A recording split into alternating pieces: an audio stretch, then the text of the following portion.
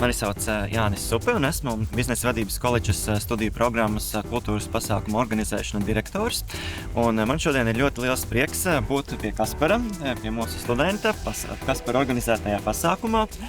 Un ļoti liels prieks redzēt, kā mūsu studējošie izmanto savas iegūtās zināšanas arī praksē. Un arī ļoti priecājos par to, ka Kaspars ir arī sadraudzējies ar kursabiedriem, uzaicinājis arī kursabiedrus palīdzēt, organizēt šo pasākumu.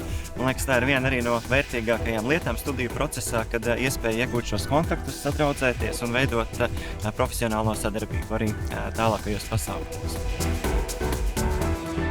Man arī liels prieks satikt studiju programmas direktoru dzīvajā, jo tagad ir iespēja aprunāties, pastāstīt, ar ko es nodarbojos un redzēt to visu dzīvajā, bet, kā jau Jānis minēja, tagad mēs varam likt visas tās gudrības, ko mēs mācāmies lietā un izmantot kaut ko jaunu, inovatīvu, radošu un, protams, arī pieminēja, ka nav tikai izglītība un jaunas zināšanas, bet arī forša komunikācija, iepazīt jaunu cilvēku, ar ko nākotnē noteikti būs vēl vairākas sadarbības. Un es domāju, tas arī tas skaistums neklātienes mācībām, ka nav jāsatiekās katru dienu, bet izveidojās super jaunas attiecības un jaunas zināšanas un jauni pasākumi. Tā kā tas tāds liels loks, kurā mēs apvienojam visu.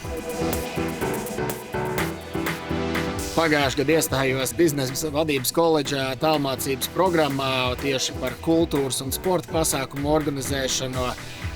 Uzmudināja mans draugs Renārs Freibergs, ar ko mēs kopā esam ilgus gadus pavadījuši Latvijas hokeja izlasē. Un, man liekas, ka likās, ka ļoti interesanta programma. Pirmkārt, man nav augstākā izglītība, kas bija liekta gadiem spēlējot profesionāli. Un, tagad bija tā iespēja apvienot gan mācības, gan sporta, gan ģimenes dzīvi un atpūtu. Likās ļoti interesanti, ļoti pieejami, un tāpēc arī izvēlējos iestāties.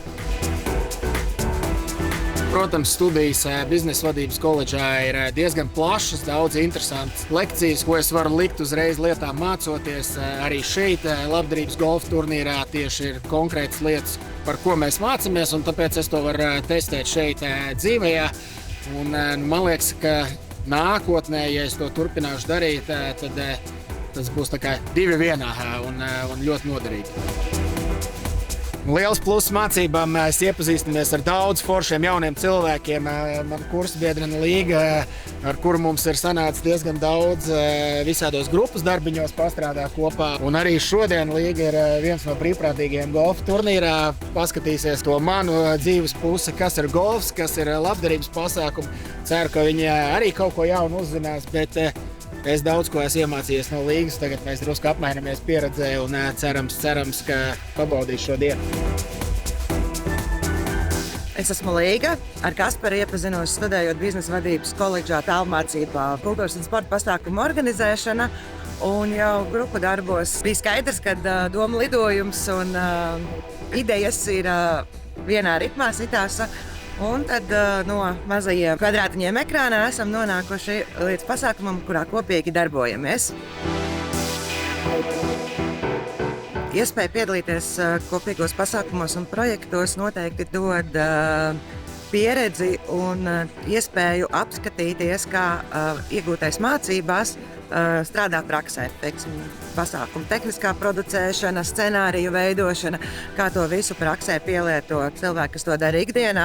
Un tad tur ir tas, kur varam smelties arī idejas sev un saviem pasākumiem nākotnē.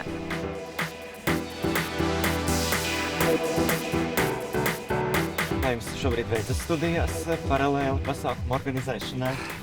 Baigi interesanti sakot, ka tieši šī nedēļa, kad es organizēju šo turnīru, tad vakar mums bija grupu darbs, un mēs ar Līgu jau iesniedzām, pabeidzām, lai var koncentrēties turnīram. Bija pasākuma tehniskā producēšana tieši, tā kā mums baigi viegla nedēļa bija, tāpēc, ka lielākais darbs jau bija izdarīts, viss saplānots un vajadzēja tikai pārrakstīt un iesniegt visus darbus. Uztaisīt prezentāciju, ko veiksmīgi izdarījām.